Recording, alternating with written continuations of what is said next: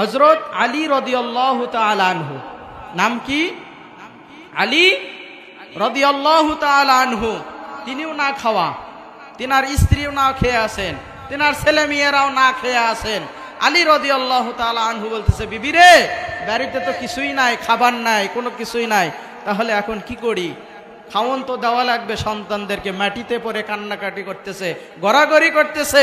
ফাতেমা রাদিয়াল্লাহু তাআলা আনহা বলতেছেন, ও প্রাণের স্বামী, ও আলী, আমার বাবা আমাকে একটা চাদর দিয়েছে, এই চাদরটা তুমি বাজারে নিয়ে যাও, নিয়ে গিয়ে বিক্রি করে যদি কিছু দিরহাম পাও, এই দিরহাম দিয়ে তুমি আমাদের জন্য খাবার নিয়ে আসবা।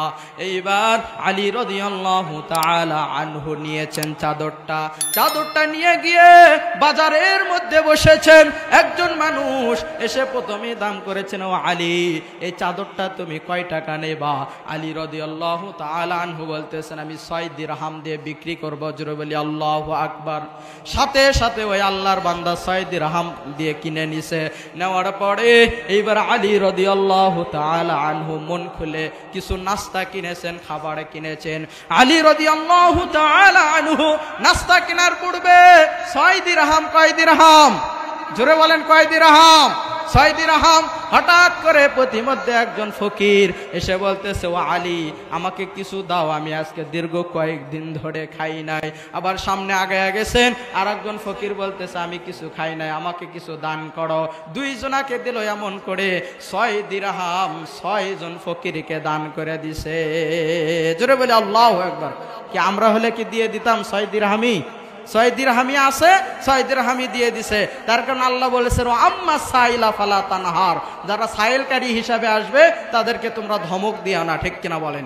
এই আয়াতের কথা অনুসরণ করে আলী রাদিয়াল্লাহু তাআলা আনহু দান করতে করতে সব শেষ। এখন টেনশনে পড়ে গেছেন, আহারে, আমার স্ত্রীর জন্য তো কিছুই নিয়ে যাইতে পারলাম না। তারপরও বলতেছে, ওমা তাওফিকি ইল্লা বিল্লাহ, লা হাওলা ওয়ালা কুওয়াতা ইল্লা বিল্লাহ, আল্লাহ আছে, আমি বাড়ির দিকে যাই। হঠাৎ করে আলী রাদিয়াল্লাহু তাআলা আনহু বাড়ির দিকে যাইতেছেন।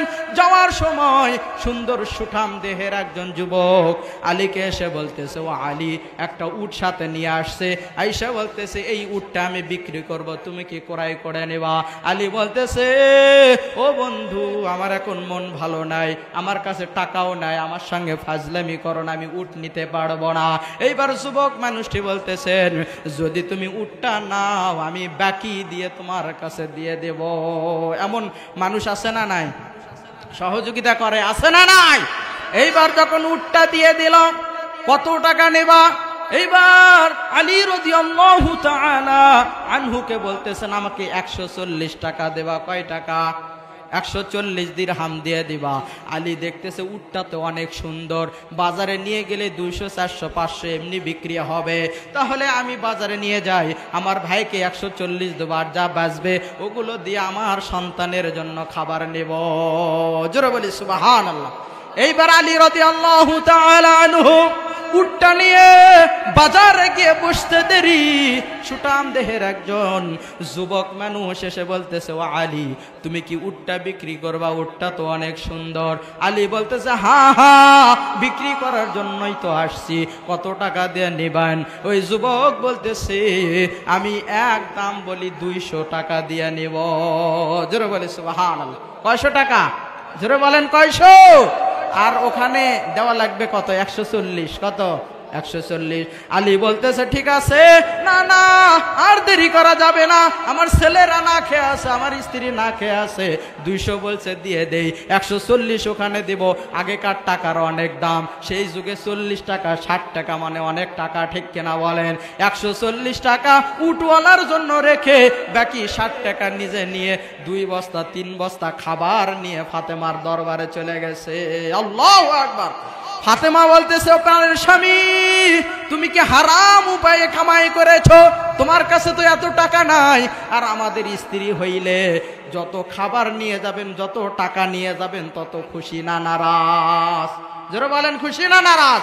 আর ফাতেমা নারাজ, তার মানে তারা হালাল পথে থাকেন।